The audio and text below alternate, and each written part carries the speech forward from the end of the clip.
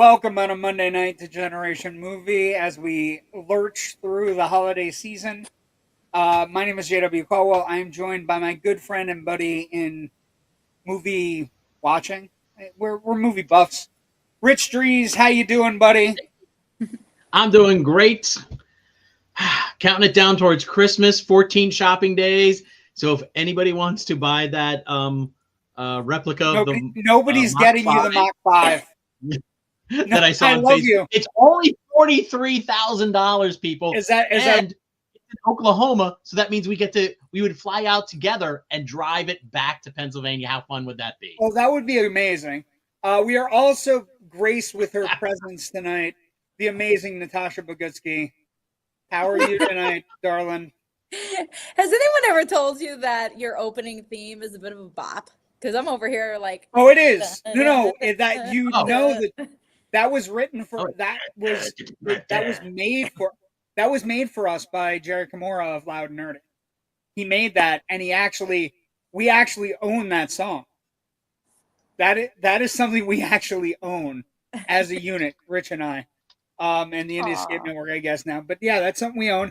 If you like the show, by the way, YouTube channel down the bottom, Facebook page down the bottom. I remembered it this week. We're only 2 minutes late. Joe is always yelling at me about being late these days. Instagram, but we actually were working on technical issues tonight. It's been iron them out before we got on air. Yeah, usually it doesn't happen. Usually like fuck it, let's go. But no, not tonight. Tonight's everything is great because it's gonna be a long night. So oh fuck you. Would you like a candy cane? No, I don't. Makes me want candy canes less. Let's see, comments. Wow. Good evening, lady and gentlemen. Good evening, Joe Ridgely. Thank you for joining us. Joe. We were almost on time tonight. Also, the scroll is running. You have to give me a little bit of credit. It has been a weird news day, Rich, that started with the Golden Globes that we must discuss. I'm going to read off the nominees for Best Picture, and then I'm going to read off the cool nominees for like weird shit that's all over the place. Best Motion Picture Drama: The Brutalist, A Complete Unknown, Conclave, Dune Part 2, Nickel Boys, and September 5th. A lot of them. With the exception of A Difficult Man, or A Different Man is really good, and then it absolutely fumbles the ball literally on the 1 yard line. I'm not going to say any more than that until more people get to see it. I will say that the nominees here, September 5th is getting a lot of buzz because everybody likes real life motion pictures right around Oscar time.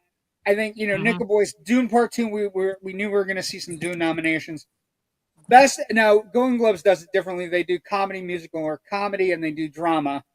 So Best Motion Picture Musical or Comedy: Anora, Challengers, Amelia Perez from Netflix, A Real Pain, The Substance, and Wicked. The big shocker here is The Substance, right? Everything else. It's not. It's not a surprise at all. It's a surprise in the sense that there were talks about nominations for the actresses involved, but when you get a horror film nominated for Best Picture, Natasha, it doesn't happen that often. It's not a horror film. It's not a body horror film? It is a body horror film, but it's also a very dark satire. Sure, but what I'm saying to you is, if you have to classify it, if you're going on Tubi or Netflix, it's not going to be in the comedy portion of things. It's going to be in the thriller or horror version of things. And horror movies getting nominations for big things I don't care. I'm excited about it. Get Out, I think, might have been the last one. That's what I mean. But Get Out eventually got to the point where it could only win screenplay. Best animated. No, let's not do that. That's a boring category with lots of fighting. Although Wallace and Gromit for Vengeance Most Foul, which doesn't come out in America till February. I know. Don't get me wrong. I am so excited because the Penguin is one of the most evil characters ever put on film. He's amazing. He's such a douchebag. I'm well versed in Wallace and Gromit. And then this year they add the cinematic and box office achievement category, which nobody really knows what it means, but these are the nominees. Most Alien, popular film. Really. Alien Romulus, Beetlejuice, Deadpool and Wolverine, Gladiator 2, Inside Out 2, Twisters, Wicked, and The Wild Robot. I love this category in the sense that I was thinking about this the other day for my favorite films of the year. I think Alien Romulus is in my top 10. Just because I've rewatched it a bunch of times, and I think it's better than we're giving it credit for. I think at some point we're going to look back on this and go, probably is the third best Alien film ever made, ever. Like, I'd agree. And that's a small. Yeah. That is a small, like 1, 2, and Romulus is where we're at. So, let's see. Joe says, major announcement. You're hearing it first. Please welcome Troy Hill to the network. Hey! The Indie Escape Network presents Troy Hill Talks, premieres in January.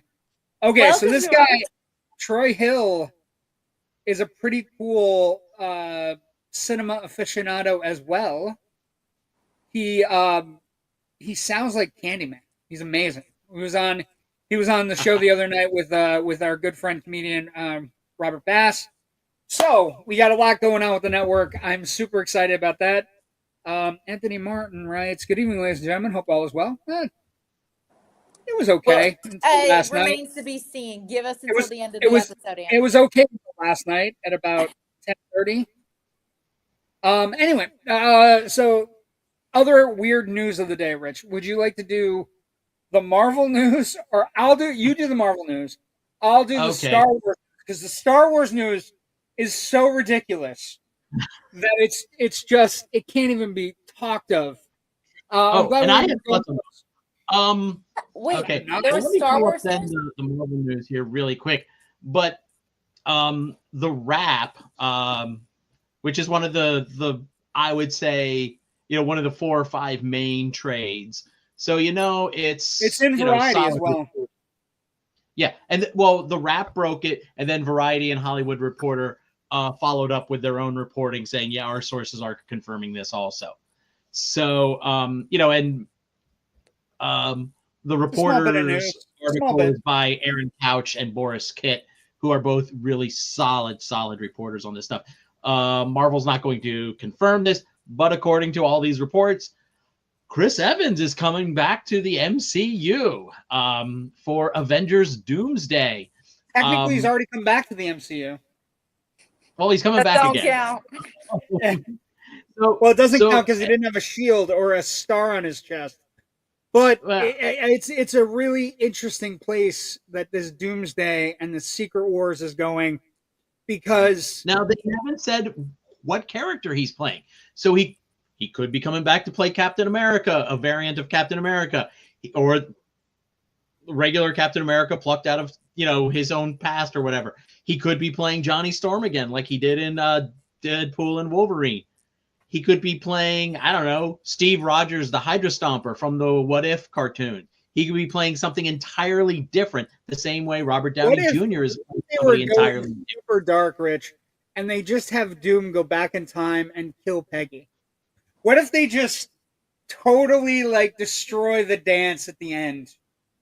I hope not. Because you know what though? I mean, I'm going to say this to you in all due respect, right? The idea that if you're bringing him back, it's got to be.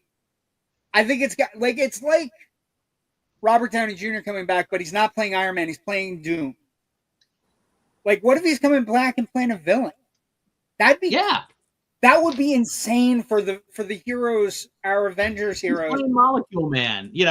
Let's bring back all the dead Avengers actors and cast them as Fantastic Four villains, so people get confused. Yes. What is this? Okay, yeah, so that Scarlett Johansson's back, but she's playing Medusa from the Inhumans now. She's got the red hair. Something. Just the idea that this broke today, and it's not the weirdest news of the day, right? Hold on. Natasha, you have thoughts? Yeah, I am so pissed off about this. Why? Okay, fire away. Go ahead. Because, yeah, bringing them back and giving them new roles is all fun and dandy, and it fucks every other actor trying to get those jobs. Nobody's trying to get, Everybody wants to be in a Marvel movie. Everybody Come at on. this point. Oh, wait a second. Hold on. Everyone Hello, wants to be in a Troy Marvel Hill. movie, but if you're bringing back the OGs, then to take over the most acclaimed roles in the Marvel, in the MCU. Before you get upset forward, about this, hold on a second. Everybody say hi to Troy. He's Hi, joining our Troy. network. Hi, Troy. Hi, Troy. I don't know if you know this, Troy, but so- Joe dropped the bombshell that you're joining the network in January. I am super excited because after watching you on Robert Bass, all I want to do is hang out with you and your Candyman voice and talk about movies. So also wait, Troy.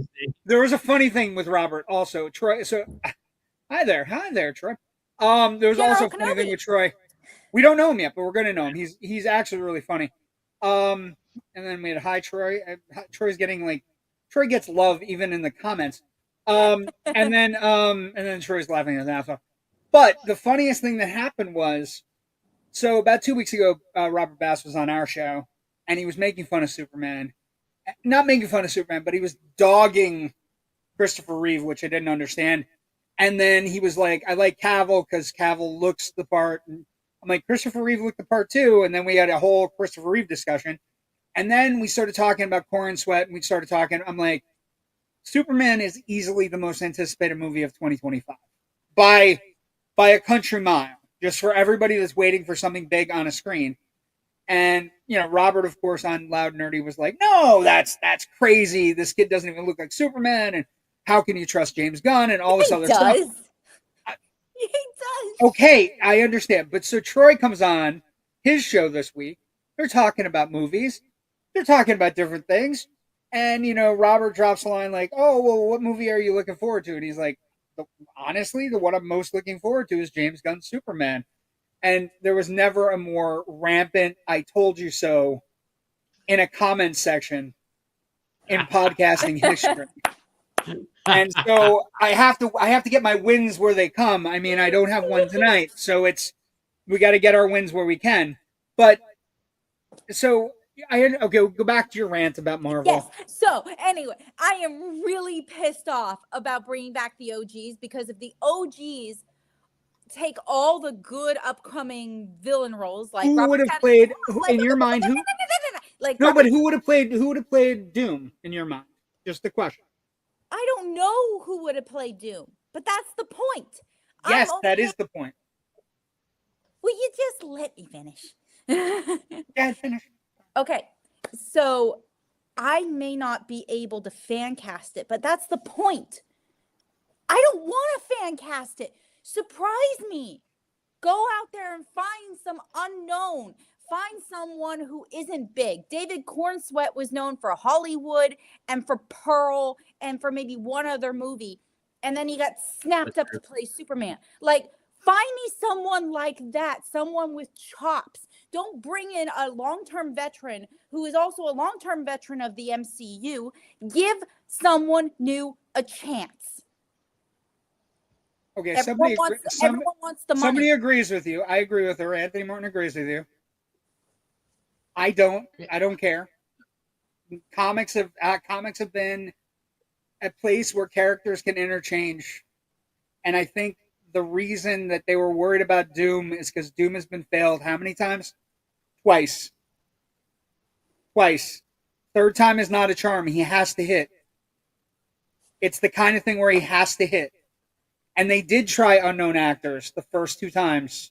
They tried people that were, but they weren't in the MCU. It was with. But what I'm saying to you is, with Fox. The third time with Doctor Doom cannot fail. You would agree with that, right? Correct. It has. Okay. It has to not fail. You're telling me there isn't a veteran actor out there who isn't a part of the MCU who wouldn't jump at the chance? No, I'm not saying that at all. But what I'm saying to you is, when we're betting $500 million and Disney's betting $500 million, because that's Secret Wars and Doomsday are going to cost about $500 million. they're betting $500 million that all the people that are going, oh my God, I can't believe he's playing Doom and I'm so upset and give somebody else a chance and all this other stuff. They're betting that they'll get over it real quick if his Doom is awesome. Okay, you want me to fan cast the role? He's big right now. He starred in a big blockbuster. He may win an Oscar for it. Get Denzel. What if they're looking at Denzel for something else? We don't know that. You just That's asked what I'm me saying. to throw out a name. But what I'm saying to you is they cannot miss on this character. They can miss on, I'll give you an example. They can miss on some of the X-Men. They can miss. They can flat out miss and recast or whatever they have to do. But Doom has been failed twice. And whether it was in the MCU or not, people consider those MCU movies. They look at them like, we've seen Doctor Doom twice. He has busted twice, and he has been a terrible character twice. And all I'm saying is when you're worried about the next pitch coming in, you send up a heavy hitter to try to make sure that pitch gets knocked out of the park. Yeah. Troy, Denzel and Robert Downey are about the same age, so no, he's not too old. Small part in Twisters, he was very good. Corn Sweat was very good in Twisters. Robert Bass loves stirring the proverbial pot for JW. He just says weird stuff, and it gets me angry. I think this is Marvel's Hail Mary. I would agree with that. Yes, and who do you want throwing the Hail Mary? Do you want... No, abso-fucking-lutely not. Get Dwayne Johnson. Absolutely not. I agree with that. Too old. I don't think he's too old. Also, I think there's a bigger thing going on, Rich, right? We talked about this. I think there's something going on where it's going to get written into the movie that this person comes in. Yeah. Why he looks like Tony Stark. Mm-hmm. It's going to be something. I just think it's something that's going to happen. Yeah. I'm always kind of a wait and see person. You know, it's like, okay, there are possibilities there that I see, you know, as somebody who likes to tell my own stories as well. But I don't, you know, we'll see once they're hedging their bets. They're hedging their bets. I think what's going to happen with Evans. I think Evans is going to come back as Captain America. Like I think they can't do, for my money, they can't do two. He has to come back as a version of Steve Rogers, right? I don't know which version we're going to get, right? Let's see. I think Troy was saying too old. I maybe for Denzel. Mm-hmm. Sam Worthington doesn't have fucking chops. He can't act his way out of the Problem started when Chadwick passed. They didn't have anyone to hand the torch to Starks and Cap's arc. That's a very good point. And this was discussed on Robert's show. Chadwick Boseman was probably the person that they were pushing towards the forefront of the Avengers. Mm-hmm. Nobody knew he was sick, and he passed away suddenly. Let's see. I think that's a very good point. But that's not the weirdest news of the day, Natasha. Oh no. Disney was like, let's fuck around with everybody. Stronger than the Pinot. You might, because this is one of the funniest things I've ever read. So the story I read before we came on the air, Jeremy Allen White, famous for The Bear. Yeah. And a very good young actor. Speaking of chops, a very good young actor with chops has joined the Star Wars film The Mandalorian and Grogu as the voice of Jabba the Hutt's son, Rada the Hutt. What? The project marks the first major franchise for the actor following his Emmy-winning breakout role on The Bear. Plot details have been hard to come by for The Mandalorian and Grogu, so White's casting as Jabba's son provides the first real glimpse of what could be in store for the titular bounty hunter and his adorably wee adopted son.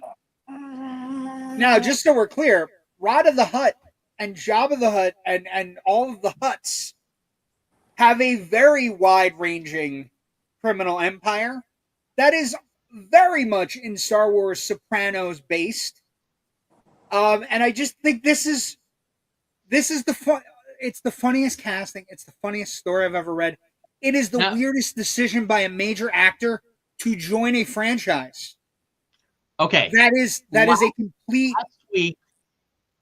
Last week, we saw the premiere of Skeleton Crew, and it had a couple of very bizarre fun, deep cut references, including a reference to the Star Wars Holiday Special that made me fall out of my chair when I was watching it. This voice casting though, it's like, wait, we're bringing back the Hutts, Rada the baby Hutt, Hutts. the baby Hutt we saw in the Clone Wars premiere movie. The Before Clone Wars movie that opened. Started. We saw this. It's bonkers. I was flabbergasted when I saw that earlier this evening. And what it tells me about Favreau and Mandalorian folks is they're like, fuck it, we know the lore, we understand the lore. Some 50-year-old guys are gonna get their kicks when Rada the Hutt is mentioned because he's just such a ridiculous character. But then you say, oh no, it's not ridiculous because we have Jeremy Allen White playing him, and I have to take it seriously now, Rich. I know it's. Well, remember, this is like 40 some. Take the movie seriously anyway. After the Clone Wars, so he's not a little baby Hutt anymore. That's what I'm saying. We also don't know how long. What if he is a mastermind like his father? What if he is a soprano like crime lord? I just have. And everyone Slug is a giant crime lord, to be honest. Jabba was an amazing crime lord up until the point he ran into a Jedi, his blind friend, and a Wookiee. Well, and then all hell broke loose. I never read or watched a lot of like the backstory or the novels like that, so I only know what I've seen in the films. And just so we're clear, this character is so deep cut. This is beyond deep cut. This is a character. I'm amazed by it. Okay.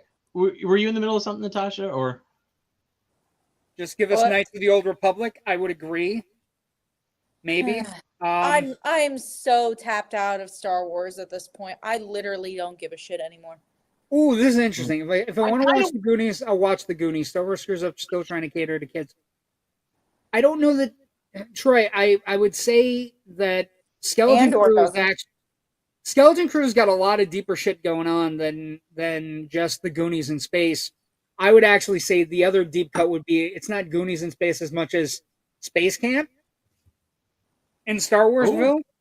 That's what I would say to it, because it's 4 kids that get on a shuttle and they shouldn't fuck around on the ship, and then they do. But what I would say is there's a lot. I want to see this Rada the Hutt character kind of be more like Vanya, the drunken party boy son of the Russian autocrats in Enora. That's what I mean. That would be fucking hilarious. But what it says to me is, okay, so for a fanboy, for fan people who like their fandoms, it's in my room. I'm a Star Wars fan. I'm a Marvel fan. I like stuff. This is a bonkers set of stories and it at least tells me. I don't know how you two feel about it, but what it tells me, Rich, is that Disney they're at least swinging for the fences. They're not boring decisions. They're not boring choices, Rich. They're they're completely off the wall. But the real off the wall thing is, and I would agree because I watched The Bear and I think The Bear is fantastic and he's fantastic on it. He's going from being Bruce Springsteen to Rada the Hutt. It's incredible range. It's incredible. It's a voice part. He probably spent 2 days in a voice booth and got a very nice check for it. I can't blame him. And if the film flops, he's hoping maybe many people won't. There is no chance the film flops. Box office wise, no. Oh, you want to wager on this? Let's wager. I'm into wagers these days. I made a wager that got shot down in the other show. To wager on this. But you don't think Mandalorian is the only box office proof stuff Star Wars has right now? The first 2 seasons were. It's the only thing that can open at the box. It's the only thing that people are going to go and care about. in a long time. It's going to do very well. It's going to do way better than you think it's going to do. Yeah, because parents are going to take their kids to see it. No, The Mandalorian is probably the most popular property in a long time. Probably since episode 7. I'm gonna wager. I don't know that it crosses $1 billion, but I think it's going to do very well. I 100% believe that third season was not great at all. It started to fall apart. Troy's jumping in a lot. Black, but having Jack Black and Lizzo just showing up to just, it was just no. I'm having way more fun with Creature Commandos. Everybody is. I'm not saying Skeleton Crew is better than Creature Commandos. I'm just saying I like Skeleton Crew, and I think there's a lot. Rich and I were talking about this off air. I think there's a lot more stuff going on in Skeleton Crew than what is just kids on a ship. I think there's a lot more shit going on. Questions about their home planet. Questions about Fern's mother. Like, she's a very specific character in a very specific role that is, in Star Wars lore purposes, hasn't been. Maybe one other person has been in that role. It's a weird role to be in if you're a planet that's part of the Republic. Just, it's a weird role to be in. Let's see. Troy also says I'm not 100% sure on that. We'll see. I believe in Grogu and I believe in Mando. I did. I think they're the only. Out and I lost faith. They're the only surefire Star Wars property. I would say Favreau and what is it? Dave Filoni. They're very careful. Yeah. They're very careful with the lore, and I think that's one of the reasons why Star Wars fans. I think it's one of the reasons why Star Wars fans adamantly reject other things, except for Andor, of course, because when we get into Andor is just almost better than anything else we've ever had. Andor is so good, it's almost not a Star Wars property. Wow, that's just crazy because it's clearly a Star Wars. No, I mean holograms. Anyway, from what I've seen of it, which it hasn't been all that much, I will admit, but what I've seen goes so far into having darker and more dramatic themes. And I agree with that. I totally agree. To having a message instead of just, hey, we're out for a jaunt in our spaceship. You want to come along and see if we'll have to battle some goodies and maybe save some kitties? I like saving kitties, though. That's what I like about Star Wars, though, is ultimately, if you take a really big look at it, it's a fairly malleable world that's been created here, where you can do a hard-hitting, very adult, mature-oriented story like Andor. You can do, kids on an adventure story like Skeleton Crew. You can do spaghetti western in space with the Mandalorian. It's kind of flexible that way, and it's always been the space western. It's always been to Star Trek. A bit of that, yeah. Star Trek's spaghetti western to Unforgiven. Star Trek is Unforgiven. Star Wars is the good, the bad, and the ugly. It's got all the props of a western, but it's crazy and all over the place. Other things we need to talk about. Rich, I love you, but for once, we're just going to agree to disagree. Okay. Just so I heard one person. Well, I think this is more than once we've agreed to disagree. Yeah. Also, I also have heard that saying "I agree to disagree" is the single meanest thing you can say to a person. That's good. Like we can't even discuss. Oh no, she said meaner things to me. Okay, good. Moving on. Box office. Let's talk box office this weekend. Moana 2 52 in its second weekend. Y2K bombs hard. Moana well on its way to doing great through the holiday corridor, but Wicked is nipping at its heels. And also, we've talked on the show a lot, Rich, now with Natasha not here. We've talked a lot about this mysterious 25% down from 2 years ago. And gosh, the box office is struggling. Well, then Inside Out hit and we were down 17%. And then Deadpool and Wolverine hit and we were down 11%. And now after Thanksgiving, we're down 6% from 2 years ago. And what I would say is, what does this teach us, kids in the class? If you have products, they will show up. It's got to be good product. They will come. Well, you were talking about also, but I'm just saying, we have this conversation all the time. And there's always doom and gloom, like, oh my God, sky's falling, theaters are going to end. And I was saying in the middle of summer, I'm like, once we get the 2 hits out of the way, we'll see what happens. Then Beetlejuice happened, right? Beetlejuice bumped along to 300 million, second highest grossing Tim Burton movie of all time. Mm-hmm. And then, we kind of had a dead spin in October because Joker bombed and it deserved to bomb. And I hope that movie rots in hell. And then, that's how I feel. That movie's so bad. And then we moving on. Are you saying you like that movie? No, we're not talking about this. Wait a second. Are you saying you agree to disagree on that? Yes. You agree to disagree? You think Joker was good? Joker 2. Joker 2. I know what you're talking about. Okay. I don't need the specifics. Fully adieu. Wait a second. Look at me. You like Joker 2? I think people were hating on it a lot more than it actually deserved. I don't think it's great. I don't think it's great, but it's not even good. I think I'll tell you my theory, and we can test the theory with the audience tonight. My theory was I admit I'm in the minority on this. No, but what I was saying, my theory on Joker Folie à Deux was he saw the first movie's reactions with all the incels enjoying the movie and thinking it was the best thing they'd ever seen. And so immediately he took everybody back to he's a loser. And they never made a movie from it. It just never escaped that concept of we got to take them all the way back.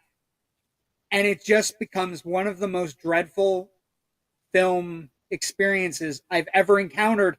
I've never seen an audience so dead. I've never seen an audience dreading the next scene. I've never seen anything like it. Even for movies that people say are bad, there is at least a moment where you go, oh, they were trying hard. Not this. Not this one. And then it loses grip. Like, I'll give you, I told Rich about this and we'll talk to other people about it. The moment it lost me was when she wasn't actually in love with him. That she was just doing it for her spotlight. And it was like, that is, and this is a sacrilege I'll bring up once and only once with regard to Joker Folie à Deux. It is akin to a sacrilege that Rob Zombie perpetrated on Michael Myers and Dr. Loomis. That sin. And for anybody who knows me, and Rich knows me, and I don't know, you know me okay, but not great. Halloween, the Rob Zombie reboot is my least favorite movie of all time. It is a movie I despise with every ounce of my being because it got the characters wrong. So wrong. And Joker Folie à Deux does that. And then it just kind of keeps on piling it on. I've never seen anything like it. And with regards to people hating on it so much, it is the most deserved hatred a film has ever. It's the most deserved hatred a film has ever deserved. No film has ever deserved more hatred than that movie. Although, we're going to be talking in a couple minutes. Okay. Let's get some comments. I'm not going to say anything bad tonight. I'm going to be nice. Robert Bass is here. I'm barely going to talk. We just say bless your heart in Texas. Laugh out loud. Comedian Robert Bass, what's up? Everybody's up. What's up, Troy? Everybody's just hanging out in our comments now, which is great. we got super cool people hanging out in our comments. But yeah, I think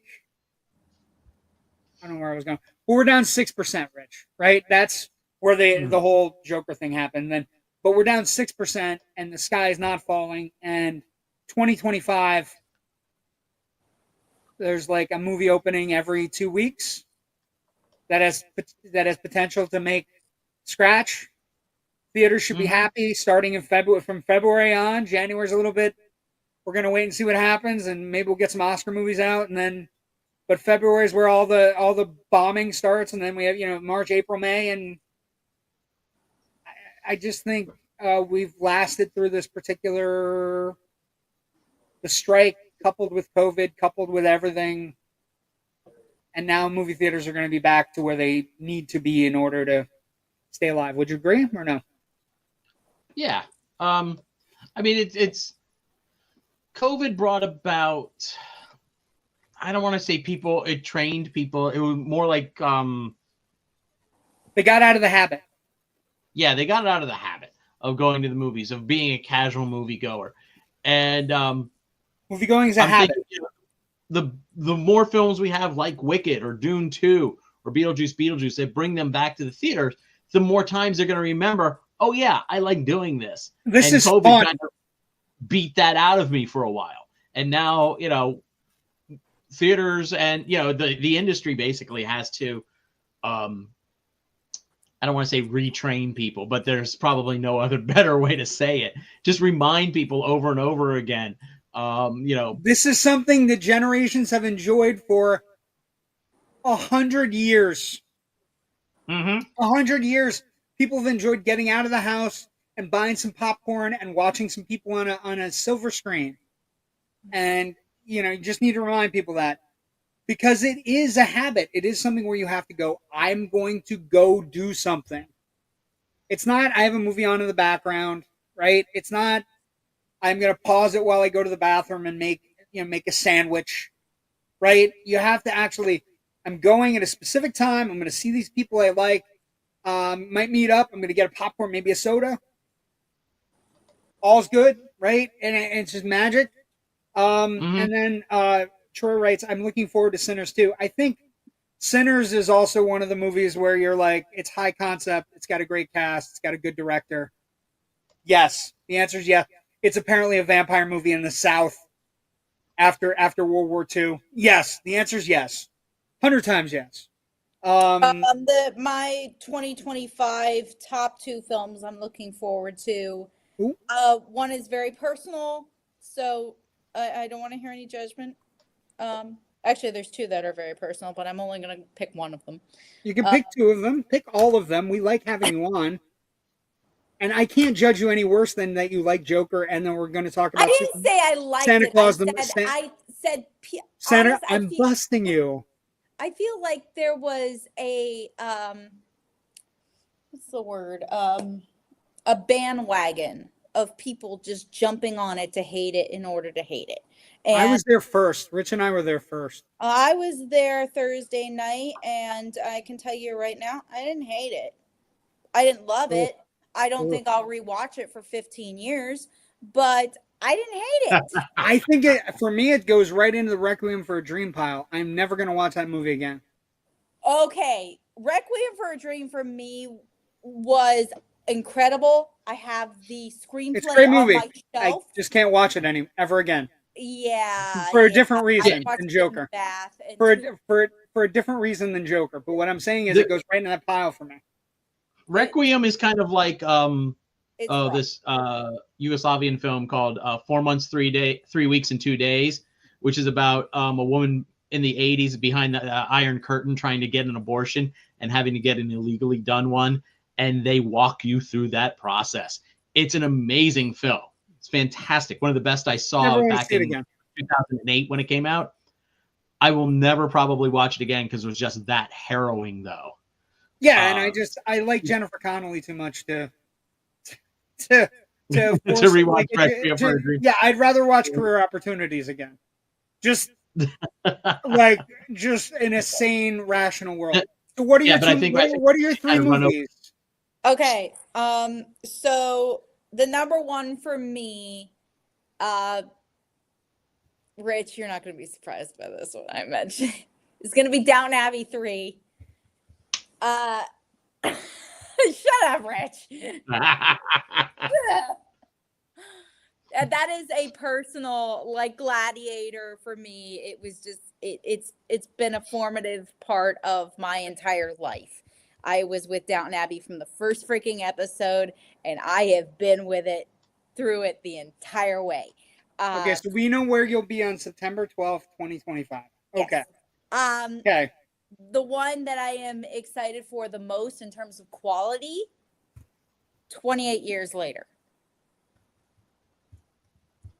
And I fucking love Jodie Comer. I fucking love that woman. Okay. I don't think she can do any wrong in terms of her performances ever. Okay. And I would love to actually see her, you know. Wait. You guys are, why is July 4th? Why are we getting a Matt Stone and Trey Parker musical? Oh, this thing has been quietly in production. I say, for a little why while not? now. I first heard about it like last week, and I can't remember who was talking about it, but it was just enough for me to go like, oh, good. I'm glad they're doing something outside of South Park. I think they've kind of like stagnated there for a little while with some like libertarian, contrarian bullshit. Like everything sucks, and I don't like that. I want to see them go out and do something. You say why, I say why not? Give them a musical. You do realize we're getting Superman on July 11th, and then July 25th we're getting Fantastic Four, right? Yes, I do realize that.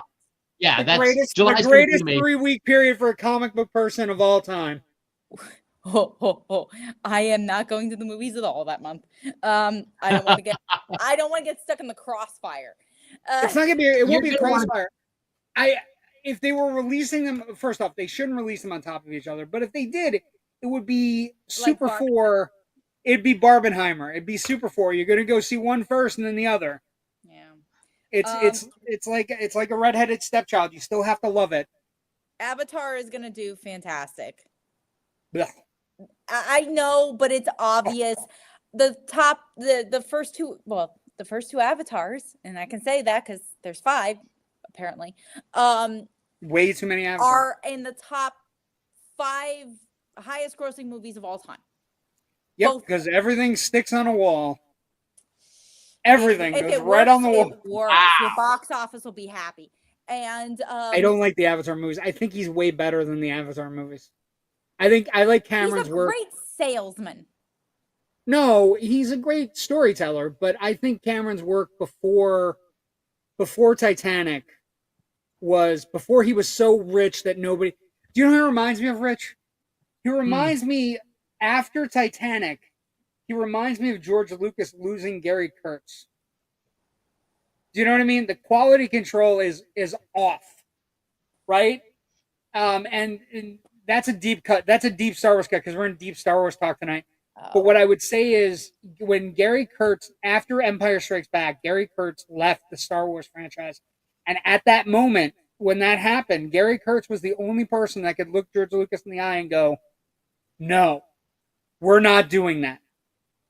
That's dumb. We're going to hire Irvin Kershner. He's never directed a sci-fi movie. I don't care. He'll be fine. You know what I mean? Once Gary Kurtz left, we got Ewoks. Once Gary Kurtz left, we got Phantom Menace. You know what I mean? We got no Gary Kurtz. Yeah, no Gary Kurtz. But that's the thing about him.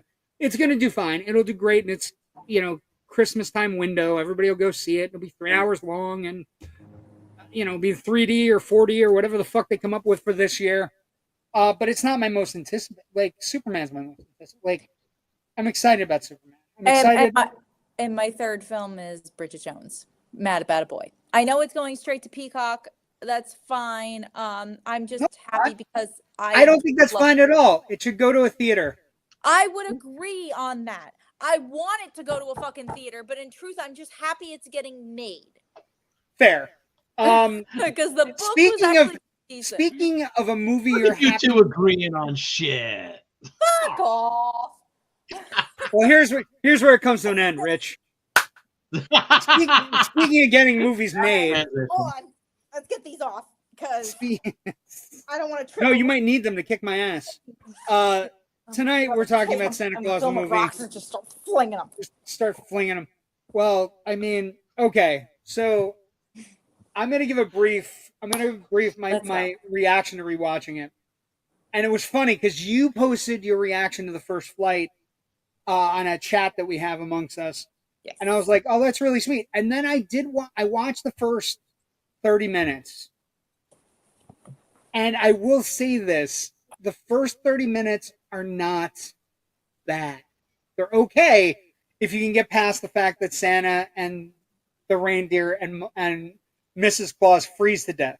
If you can get past that, which is So hard Santa for the zombie is what you're saying? Santa the zombie. If you can get past that, Santa's an angel. the first they never say that. He's reanimated and he's given eternal life.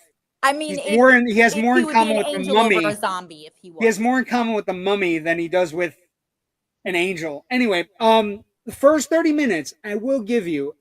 I don't agree that people said it looks cheap, and I think the set design is nice. First 30 minutes, Burgess Meredith comes out, everybody's holding his beard. I was sitting there and I was like, okay, this isn't bad. And then minute 31 hit, and I was just like, wow, they should have just left it a half-hour special and just had like, this is how Santa's first flight or something. Because once that first hour happens and they start doing the time frame with the sand glass filling, and it's just, all the different traditions, like those are okay too. But then, Patch takes a bigger thing. I hated the kids. The kids are so bad in this movie, Natasha. The kids are awful. Like, they're terrible actors. Oh yeah. It's bad. And like, I do like that she gives him scraps that he can eat outside her window. I also don't particularly like the idea of Santa kind of kidnapping one poor child when there are a lot of poor children in New York. So I had so many problems with the hour and 18 minutes after the first flight that I was just sitting there and I was like, I'm going to be quiet tonight because this is your night to talk about a movie that's magical to you. And we'll talk about, and we'll get through some stuff, some interesting stuff that's like kind of Film Buffy, and, Film Buffy Online and also Generation Movie-ish, as I like to say. But I'm not gonna speak badly of it, other than the fact that once we got past the first 35 minutes or so, I was like, it was a drag. It was not pleasant in any kind of fun Christmas way. But that's all I'm gonna say. I will say, the production side of things. This movie, Rich and Natasha, I think the most interesting thing is they were coming off of Superman 3 bombing and Supergirl bombing. So they were trying to remake this. And this can't be remade. I was thinking about it. It's like like everything about this movie kind of plays into the Superman kind of like kitsch, right? Where it's big effects, big things going on. So they come off those two movies and they're like, we need something, right? And they took the director of Supergirl, Jeanette Work. I don't know how to pronounce his name. And I've heard it pronounced. I still can't pronounce it. Zwark. Let's say Zwark. Yeah. And then they took a story, and he directed Supergirl, which is Supergirl's worse than Superman 3. Like, and they basically took him because they liked working with him. They thought he was okay to work with. They had other choices, Rich. They had so many people that wanted to direct this movie. And I was just sitting there going, replacement director on Jaws 2.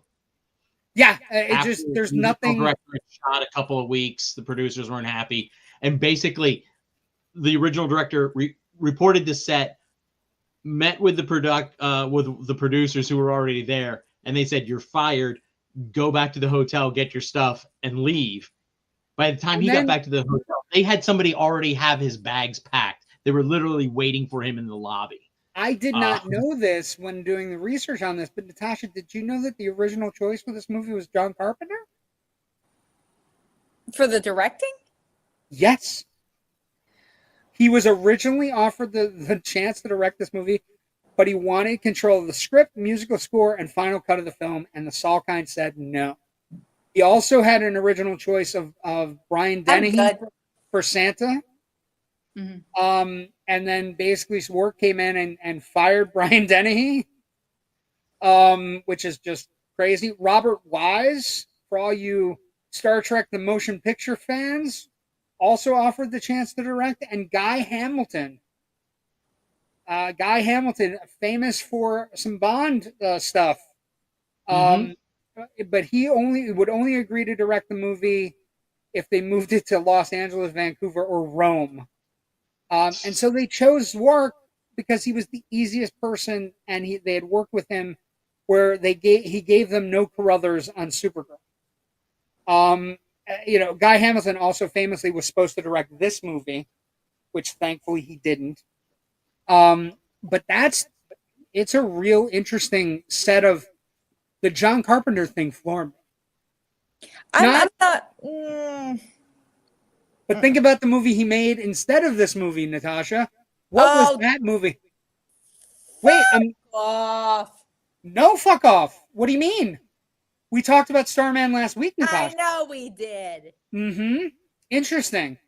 And guess which one ended up being part of my formative years? Not Starman. Guess what? Which one's a way better movie and better at the box office? Sorry, it may have done better at the box office, and Jeff Bridges was incredible, and it led him to an Oscar. Jeffrey Bridges as Santa would have been epic. No, I'm just no, it wouldn't have. I'm just kidding. I'm kidding. I'm joking with you. I'm actually I was floored by it when I read it, and then other production stuff. They do the casting. Dudley Moore was. Do you know why Dudley Moore was chosen, Natasha? Rich, to be honest, he's Dudley the Moore was one chosen? part of this movie I don't get. So Dudley Moore was chosen because he had read for Superman 3, the original script of Superman 3, where he was going to play Mr. Mxyzptlk. Okay. So I shit you not. I don't get that reference because I haven't seen Superman 3 since I was like 6 years old. Well, no. Mr. Mxyzptlk isn't in Superman 3. But Mr. Mxyzptlk is one of Superman's greatest villains. But he's a silly villain that we have only taken seriously like twice on live action. He's only been really dangerous twice. To give you an idea of how silly he is, in the old 1980s syndicated Superboy series, he was played by Gilbert Gottfried. And essentially, he's an interdimensional being that can cause godlike havoc. And the only way you can get him to go back to his dimension is by getting him to say his name backwards. That's the. Also, I just want to point out, Rich, one of the greatest Super Friends. When I was a kid, there was a Super Friends episode where all of the members of the Justice League are thrown into the Wizard of Oz. Oh God! Because of Mr.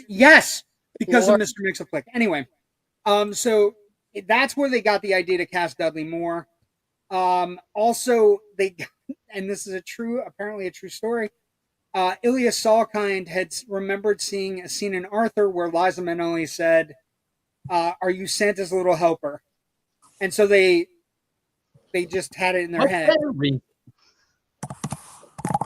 They just had it in their head. The other people that were now, I know David Huddleston is important in Natasha. He is her Santa. Yes. Right? I'm going to show him right now. But Brian Dennehy was up for the role also, and this is where it gets weird and wild. Let's see. David White. Barney Martin from Arthur, the father from Arthur. Also, Carol O'Connor. Jeez, dear Mrs. Claus, get me a beer. I don't know. I don't even like these elves. They're shorter and they're not like me. So Carol O'Connor was, but Huddleston, and this is a thing to jump in on Natasha's idea. Huddleston came in and knocked it out of the park with regards to his screen test. He's so good. He is. The movie fails him completely. The role of BZ, this is where it gets wild. Gene Hackman, but Gene Hackman said, no, I already played a villain for you.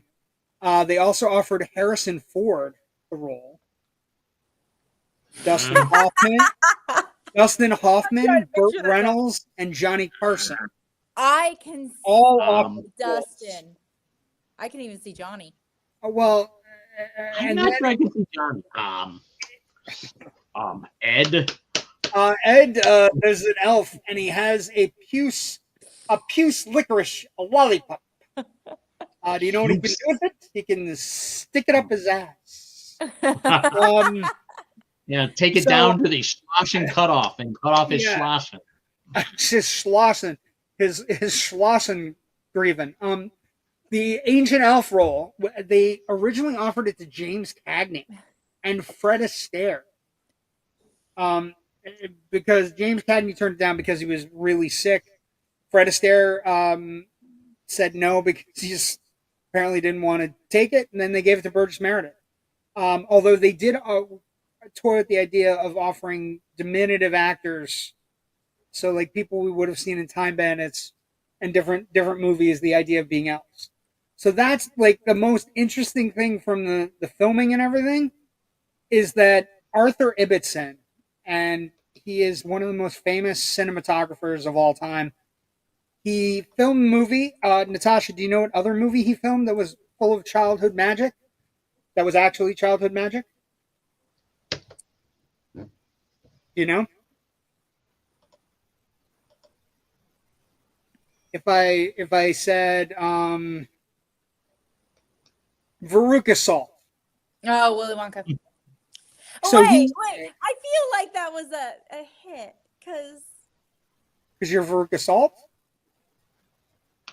I'm a bad egg. You're a bad egg. Well, if you're okay, so look at it this way. That's what my mom used to say. If you're Veruca Salt, then I'm Augustus Gloop, and Rich is Mike TV. Yeah, Mike, he is Mike TV. Are you kidding me? I would never be. I'm just gonna tell you right now. I don't like chocolate enough to ever be caught dead in a river of chocolate. Fuck that shit. That's like fat kids liking cake. They can go fuck themselves.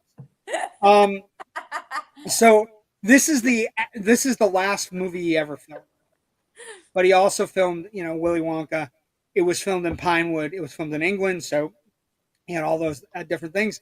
Also, the other major things, the Superman films, Derek Meddings, who's the director of visual and miniature effects, Roy Field, optical visual effects supervisor, and Dave Lane, all worked on Superman.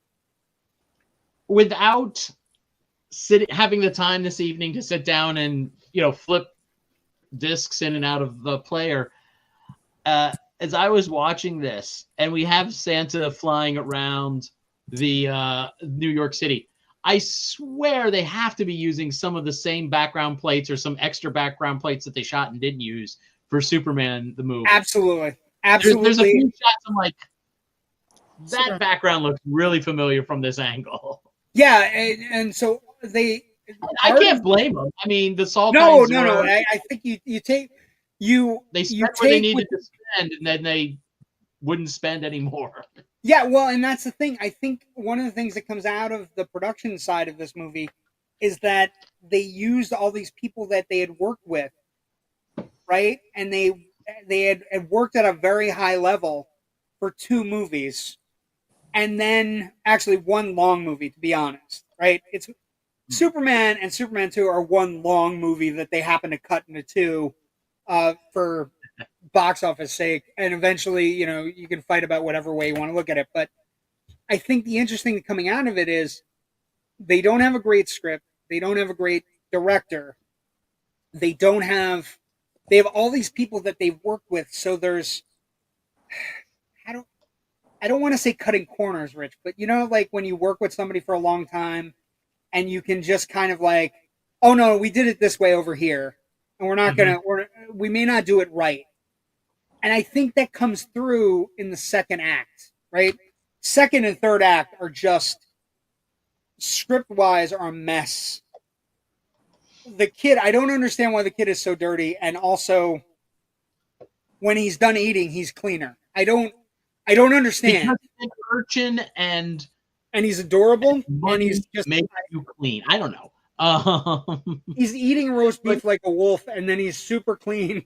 And I was like, did he do it in the snow? Like, how did that work? Anyway, but I think part of the production story is that they used all these people from other things, and some of the things, like, I think the visual effects hold up. I think the set design holds up. So I think the Superman. I think the animatronics of the reindeer are fantastic. I think the direction is Superman is Supergirlish. Supergirl is one of the weirdest superhero movies ever made. It's odd and it's weird and it's got all kinds of problems. And they picked that guy, not the guy who directed Superman and Superman 2. They picked, hey, let's take the guy who did 3, who wanted to work on 3 and then worked on Supergirl. And then the casting is just like, Huddleston is good. I will give you that. He's a decent Santa. Like I said, if you cut it at 30 minutes, I would have been so happy.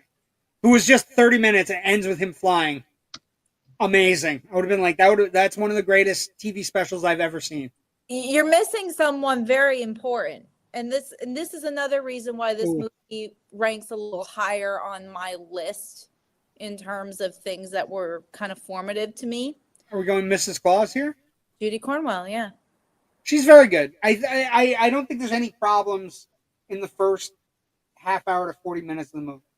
My problem is, again, once you get past the fact they froze to death and that the elves brought him back from the dead and like Frankenstein. Judy Cornwell, I grew up watching her on Keeping Up Appearances as Hyacinth Bouquet's sister. I love her in this role. And to be honest, I feel that outside of a Christmas parade, Mrs. Claus usually gets lost in the iconography of her husband. So to actually see Mrs. Claus take a role in that story, it's so fucking rare. And I was looking at it again. I looked at it so dark once they died in the snow. Yeah, I was like, he's dragging her around on Christmas Eve to satiate his ego, and she dies in the snow with him. I was like, oh. 2 things. Troy Hill says Christmas 2 would have been on my birthday, so I was down. Laugh out loud. Say his name backwards. JW, you sent you a plug photo. Please for everything. Don't post. Oh, well, there you go. Don't post this comment. Anyway, moving on. God. Jesus. Maybe put that at the beginning of the comment. Don't put this in the comment. Plug photo. Send you a plug photo. Son of a bitch. I will say one person who kind of got screwed in the editing of this movie is Christopher Ryan. He plays the 4th elf who's always like there just grinning like a maniac, and he has no lines. If he looked familiar to anybody, you might have probably seen him in The Young Ones, the BBC Antarctic situation comedy from the early 80s that reran on MTV. He's a very funny comedian. He also plays one of Edwina's ex-husbands on Absolutely Fabulous. And every single line of his got cut. So he basically is just standing there like a mute. And he got paid for... Everybody wanted to be a mute, Rich. You leave him alone. Everybody on this movie is like, can I be a mute too? No, you have a line, fucker. Okay, so production, interesting stories nonetheless. Box office, we don't have to touch long into this. This movie is a disaster. Like, this movie is just, it cost a lot to make. It budget was anywhere they don't know, right? This is one of those budgets, $30 to $50 million. Just mind-boggling. And then domestic gross 23.7 million. It opened at 970 theaters, eventually ballooned out to about 1,500 theaters. Only lasted for 4 weeks, which is wild because it opened in late November, so it didn't even make it to Christmas. Like, it made it like 3.5 weeks and didn't even make it to Christmas. So you had a year where a movie came out late November called Santa Claus after Thanksgiving, and it didn't make it in theaters to Christmas Day, which is just, astounding. I will say, though, the adjusted inflation domestic box office is 72 million. So if you adjusted it for today. But if you adjust that, you have to adjust the budget, which puts the budget at somewhere between, if it's 30 to 60, you're looking at 150 million, $200 million for this movie. So staggering box office. Critical response then and now. You will be surprised, Natasha, to hear I don't have a lot of bad things to say here. Although some people, I know, because I just have Rotten Tomatoes pulled up right now. Do you? Yes, I do. So Rotten Tomatoes is a great aggregate. We don't use it as anything but an aggregate. 22% on Rotten Tomatoes, one of the lowest movies in the history of our show. Just a tiding there. But we do self-select. We do. Also, I look at it this way, and I'm going to say this because I know you're boiling at me. You want to throw a shoe. I'm going to say it's worth it to have you on. Oh, thank you. That's what I'm saying. So it's worth it. It's worth it to do this movie just to make sure that you're on our show for a couple weeks. And I'm willing to sacrifice. Now, the popcorn meter, which is the new thing, 67%. What review are you using as a positive, Natasha? What review? You said you have Rotten Tomatoes up. What are you using as a positive?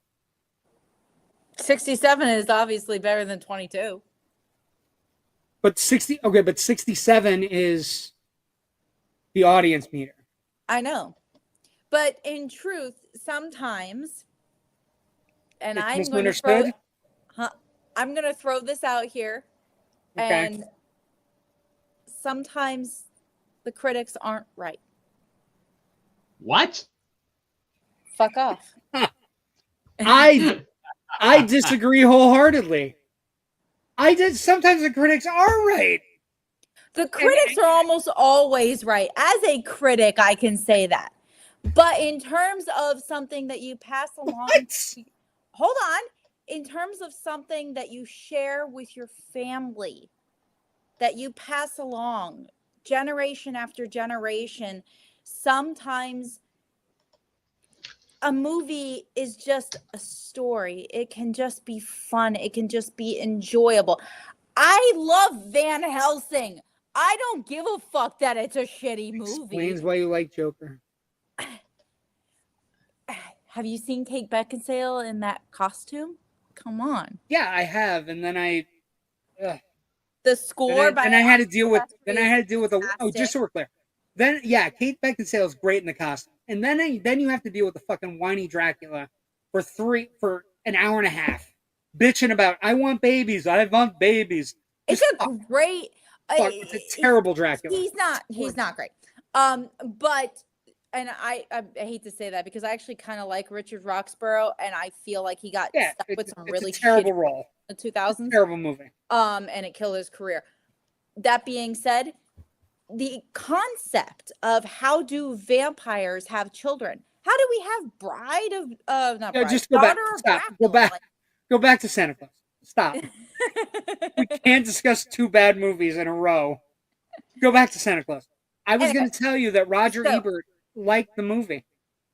He said he gave it some critical praise. He said it has great, interesting visualization of Santa's workshop and Santa's elves. He likes special effects.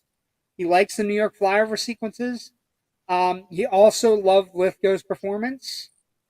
But he's not big enough for the role. And then he says, then he finishes his review with saying he stated that young children probably like most of the film, but that older children and adults are likely to find a lot a lot of a little thin, which I think is great. In our local area, as you might remember, JW, we have a radio station called Magic 93. Or we do. At this time Northeastern Pennsylvania, for everybody who's not watching, I live in Florida now. But go ahead. Because we have strangers. Joe agreed. But this time of year, it's called the Magic Christmas. And in between, before they start segments of songs, sometimes they'll pick a film clip from a Christmas movie. Okay. And it still warms my heart that every year, as I am working at my day job, I can hear on the radio Burgess Meredith say, "You will be known forever and always as Santa Claus." That is still played on our radio every fucking year, alongside forever you're gonna be Santa Claus. Where's the Catwoman? It's played next to Christmas Vacation. It's played next to The Santa Claus. It is played next to Miracle on 34th Street. It is, to be honest, it is a sign of the times of the 80s. It was my sister's. I literally just sent her our podcast. I know she's asleep, but like we're discussing a movie that was formative when she was a child. Contempt for Magic 93. This is brutal. You're harming them. You're like, this is held in high regard next to. Here's the thing. I know it's your Santa Claus, and I know you share it with your family. Hey, Patty. I don't think many children today have experienced it. No, Patty, they haven't, because it's a bad movie, and there are 100 other movies that are better than it. No, it's not. It's not bad. In fact, I wanted a Van Helsing sequel, Natasha.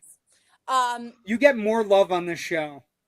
Everybody's like, "Oh, Natasha said it." Because I come in and I disagree with you two idiots. What?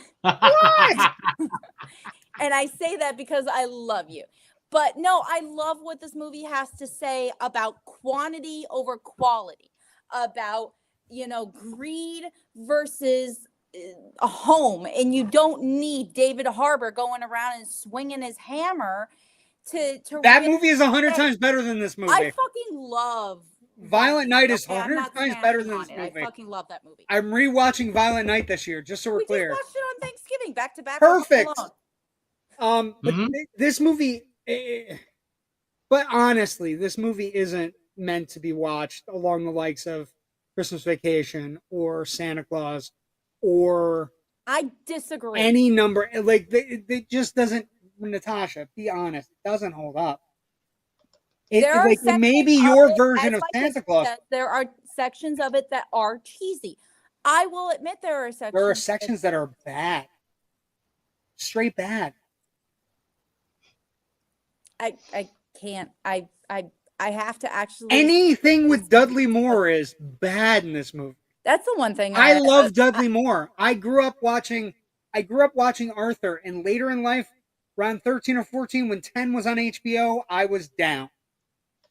Patch does bother me sometimes because it does feel sometimes like he's awful. Because it feels like Dudley Moore is hogging the movie, but in truth, he is the section that bridges. You brought your sister. Bridges everything. You're lucky you brought your sister.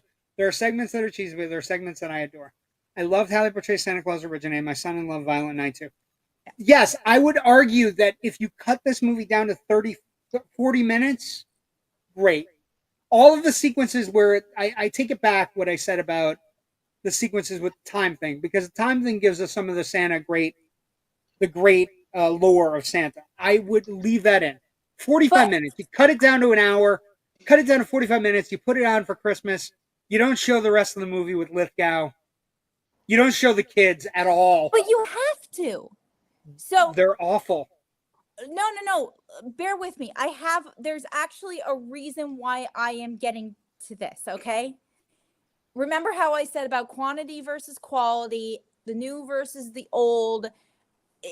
Patch, yes, Dudley Moore feels like he hogs the movie, but in truth, he bridges between everything. He doesn't the good part understand and the bad exactly part of the movie. How to do it. He's the bad bridge between the good part and the bad part of the movie. No, he is the bridge between modern and traditional. He is the bridge between quantity and quality. He knows how he can try to help make things better so they don't get lost in the past, but he's not going about it the right way.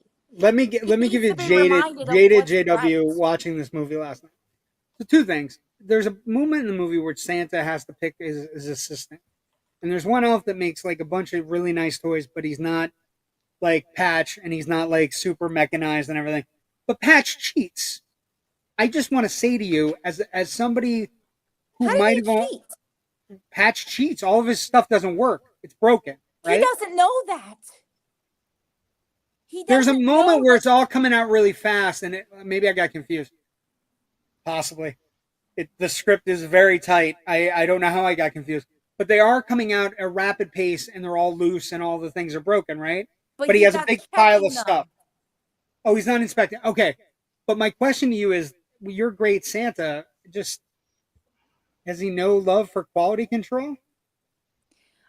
Does he not get what he deserves when Santa's hated by the world? I think he is scared of not being needed, of not being wanted. He wants to try to move forward, and that's why he attached that chance. Again, first 45 minutes, fine. Next hour, cut it. Cut it all. Rich, what do you think? I agree that the Lithgow stuff is a little sloppy, even though I think it is carried basically on Lithgow's shoulders of him just overacting. It makes his work, it makes his Italian accent in Buckaroo Banzai look like subtle, impeccable Royal Shakespeare Company. Subtle. Work. Yeah, subtle. I love his like some sort of moron. I use that all the fucking time. Yeah, but it's fun. It's Lithgow, so it's always going to be fun. Which is fun. Weird that I say that, as I am literally in the process of probably nominating him for Best Supporting Actor for Conclave in my critics group. No, please, no. Stanley Tucci was so much better than John Lithgow was. I have 3 Best Supporting Actor nominees for that movie, so don't worry about it. Oh, we're all covered. Wait, did you? Okay. Did you nominate Sergio Castellino? Thank you. You're welcome. Thank you. Right, you're welcome. Now let's get back to your horrible movie that you watched as a child. Oh, bite me, sugar plum. How did you know that's my code name on Christmas Eve? Anyway, bite me, sugar. I thought it was Bayberry. You're just wishing for it. What I would say is the person that has the best set of reviews for this movie for me is Vincent Canby of the New York Times. He's so much fun sometimes. He calls the movie, the production, elaborate and tacky. He describes the film as having the manner of a listless musical without any production numbers. And then I think that's a really deep theater kid cut. He also says Santa's workshop must be in the world's largest purchaser of low-grade plywood, and that the flyover sequences of Santa aren't great. The only praise he has was Lithgow, who says gave the film's only remotely stylish performance. And these are basically the reviews that you're going to find in the 22%. Lithgow also very mean to Santa Claus the movie. It's one of the tackiest movies I've ever been in. It seemed cheesy, and it certainly never stuck, except in England. It's huge over there. I wish I had a nickel for every Englishman who's told me it's their favorite film. Oh, in Patty, England, that makes so much sense now. In England, that's half of what I'm known for, and I'm like, this is award-winning film actor. Okay, so Patty writes, to me, Patch basically throws a fit because he didn't win. So he goes on, I'll show him the path. Take that piece out of the movie. I love the story between Joe and Cornelia and the origin. Joe and Cornelia, they have to go. They have to go. No, they can't. It's kind of sweet. They can't. That's what shows Patch back. That shows him the right from the wrong. Why he's doing it in the first place. Why he actually was. Why does he kidnap 2 children? Why does he only pick one poor kid? Because that kid was. Because he looked down and he saw one kid on the street on Christmas Eve?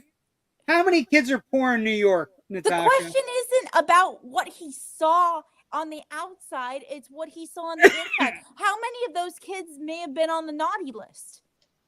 He's flying over. Wait a second, you're saying the poor kids are on the naughty list? Maybe. Not by dint of being I don't fucking know. Don't defend this movie.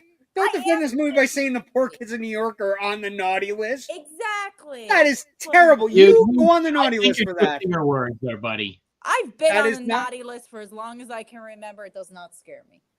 Okay, fantastic. But the critical response then and now, I think it's well deserved that it's just not. I don't know. I don't think it's a movie that anybody responds to. Like, I just look at this stuff. Like, I think I hate the kids so much in this movie. I like kids and I hate the kids so much. Then Lithgow's overacting and Dudley Moore's the rosy complexion appears to come from drunkenness. Like I don't know. And then like everybody freezing and then the weird thing with like the candy canes that are going to explode. It just gets weirder and weirder as the movie progresses. Let's talk about legacy and franchise viability. I can sit here without a shadow of a doubt and say that in the vast creation of 80s movies that are going to get remade, rebooted, and put back out there for people to understand and watch, this movie will never be rebooted. Even Troy liked it as a kid. What? It's in the comments. Yes, Troy says I enjoyed it as a kid. Yes, you're defending it as an adult. Take Patch out of it. When he was a rich girl that helped befriend a homeless kid. Yes, but why is he the only homeless kid that Santa takes care of? There are tons of homeless kids. Okay. Legacy franchise viability. This ends the Salkinds. So the interesting legacy is that this movie effectively ends the Salkinds. Right, Rich? I mean, they get one of them gets ill, right? I think that's what happens. But it is the last. It's the last major fantasy film produced by the father and son production team of Alexander and Ilya Salkind. You know, it was released by TriStar November 27th, and it's just it ends the Salkinds. The Salkinds never get mentioned again, right? Yeah. I mean, Ilya goes on to be one of the producers on that Superboy syndicated series I previously mentioned, and he was also a producer on Christopher Columbus: The Discovery, directed by John Glenn. The other Christopher Columbus movie that came out the same time. The other Discovery, 1492. What? Yeah. But franchise viability. Santa is a franchise unto himself, and he's never really hurting. I will say that this movie is bad, but it's not bad enough to kill people wanting to make Santa movies. And I would say to you, Natasha, the interesting thing, you made an interesting comment about the person playing Mrs. Claus. I told Rich knows what I know about Red One, and I know it's not a movie you're ever going to see, but I would say that the person playing streaming. The person playing Mrs. Claus brought such a gleam to my eye. I was so happy that they picked this person to play Mrs. Claus and thought it was so perfect. And I told Rich who it was, and I'll tell you off air, but I don't want to spoil it. I'm looking it up right now. Why would you do that? Because I want you to see my face on air. Okay, that's fine. I like that. Oh. It's great. It's a great choice. Seen her in forever. That's exactly why it's a great. When she appears and she's making cookies, it's amazing. Anyway. Oh, okay, that's actually kind of sweet. I'm not gonna lie. Yeah, that's super cool. We can agree on that. What I would say is, this movie kills the Salkinds. It's not going to get rebooted. There's no real franchise to it. But Santa is himself a franchise. Santa is something that will always be film-worthy, special-worthy, TV-worthy. Santa's always there, right? We get different versions. Usually once or twice every 2 years, we get some sort of interest. Like Red One, we had Red One this year. We had Violent Night last year. We had the Christmas Chronicles. We had the Christmas Chronicles with Kurt Russell, fantastic Santa, and Goldie Hawn. And Goldie Hawn as Mrs. Claus, pretty We still great have the Santa. Santa Claus TV show. Right, we have the Santa Claus TV show. We have Tim Allen and 3 Santa Claus movies. There are a ton of like Santa as a franchise, because I want to delineate the two. Right, he's always viable. Since the moment Coca-Cola put him on a can or a bottle or a picture, he's been viable as a character for the entire, for movies, for television. He is just, so he can't be stopped by this movie, which is a great way to end tonight. That the magic and love and your Santa Claus, your David Huddleston, right? With the twinkle in his eye and the kind. Twinkle in his eye and very kind and warm-hearted. His performance in this movie and the movie itself can't actually ruin Santa, which is the best kind of viability we can have. Merry Christmas. Merry Christmas. While I have you on the air, I'd like to corner you since you cornered me. Uh-oh. Yeah. Uh-oh. Is right. Go ahead. All right. So you stuck me with doing Starman and Gremlins for next week. I'm sticking you a year in advance with another Burgess Meredith wonderful Christmas performance. What movie? Grumpy Old Men. Oh, it's fine. I like Walter Matthau and Jack Lemmon. Okay. And Anne Margaret. Why would you think this was sticking me with a bad movie? It's a great movie. I'm not sticking Second you one's with a bad terrible. movie. I'm just First getting one's it great. in a year advance. So you're saying you're going to come back Christmas next year. So like an elf on a shelf. You're going to come back last year. That's what I'm saying. You're making plans to come back next year, and one of the movies we're going to do for Christmas month next year is Grumpy Old Men. Yeah. Okay. Fuck, that's easy. You agree to come back? Fine, whatever. I don't give a shit. Grumpy Old Men's great. Plus, fighting with you is a lot of fun. I have such a blast doing it. It's just amazing. I love it. And next week you get to try to do it to me. Although Gremlins is a much better film than Santa Claus. I hate Gremlins more than I hate Starman.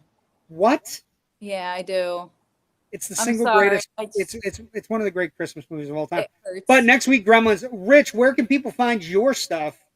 And then we got some branding stuff that. All of my writing, including a bunch of reviews coming up over the next couple of weeks, because I've seen just about everything with the exception of one movie that's coming out in the next month already. All of those reviews can be found at FilmBuffOnline.com. We have a Facebook page that you can always follow us at, where you'll find out when we release new things, new reviews, new news stories. And we also have a bunch of Facebook exclusive things like late breaking news briefs and an excellent follow on Facebook and everywhere. FilmBuff Online. Thank you. I am on the socials at FilmBuffRich on Twitter and Blue Sky. I also participate in 2 other podcasts. One in my capacity as a member of the Philadelphia Film Critics Circle. That's called Film Scribes. And the other is with my very bestest friend and the lovely and beautiful Natasha Bogutzki as my co-host. That's the Big Picture Podcast, and you can find that at bigpicturepod.com. How many episodes are we on at this point? Natasha, 120, 130. Natasha, where can people find you on the socials? Facebook, Instagram, TikTok. Okay, what is it at Facebook, Instagram, and TikTok? Oh, just my name. Okay. You search Natasha Bogutzki. By the way, it's not the easiest name. It's not the easiest name to spell. Let's see. Patty writes, "Love Grumpy Old Men." Troy writes, "Love Gremlins." And so people can find me, JW the Movie Guy, Facebook, Twitter, Instagram, Threads, Blue Sky. Not on TikTok, but you can find me on IMDb. Now, Troy, you love Gremlins. We're going to see you next week, hopefully, for Gremlins. Gizmo, Mogwai, and Magic. But what we also had the big announcement tonight, and this is amazing. New series on the Indie Escape Network, Troy Hill Talks, premieres this January. There you are in a Bulls hat. And we're super excited to have you on the network. We love growing the network, and we love people that are engaged, intelligent, and amazing pop culture phenomenons like yourself. So thank you so much for joining, and we will see everybody. Well, two things. Happy holidays from the Indie Escape Network, right? We want to wish everybody, happy holidays, whatever holiday you're celebrating. Show the plug. I did show the plug. Joe, stop sending messages. Happy holidays from everybody here at the Indie Escape Network. We banned him from the chat. Jesus, it's got to go. Love you, Joe. Looks like me. It is you. Thank you for joining us tonight. We will see I will see everybody tomorrow night on Loud and Nerdy, Tuesdays on the Indie Escape Network, 9 p.m. With Jerry and Kyle. We're back. We got 2 more shows left in this year. We only have 1 more show, Rich. 1 more for 2024, and then I start the grand design of trying. I was thinking about this. I've never actually written down all the movies we've ever done, so now I have to go back because we were gonna do. I sent Natasha a thing. We're like, we're gonna do Gladiator. It's like, you've already done Gladiator, you fucking idiot. So we're gonna do that. We're gonna do that during. I'm gonna work on that during the holidays. But we're also gonna work on. We have our big events coming up. We have Bondathon 2025. We're running out of Bond movies. You know that. Right? We are. That's what's amazing though. If we can do the third one though, we're actually we can do second one. I don't know what we're gonna do. We're gonna figure it out. We got Bondathon 2025. We're all running out of Bond movies. They better pick a fucking Bond soon. We also have the Oscar Decade Cavalcade that's coming up. That's coming up. And then I was looking at it. 85 has some good movies that we can definitely go back to. And then there are event movies that we can go back to. We have never done Superman or Superman 2 on this show. There might be a Superman movie opening in 2025. I don't know. I don't know. Joe says thank you all after he yells at me for show the plug. Thank you for joining us tonight. Everybody have a great week. We'll see everybody next week for Gremlins. Everybody follow the 3 rules, and we'll see everybody next week. Thanks for joining us tonight. The 3. Oh.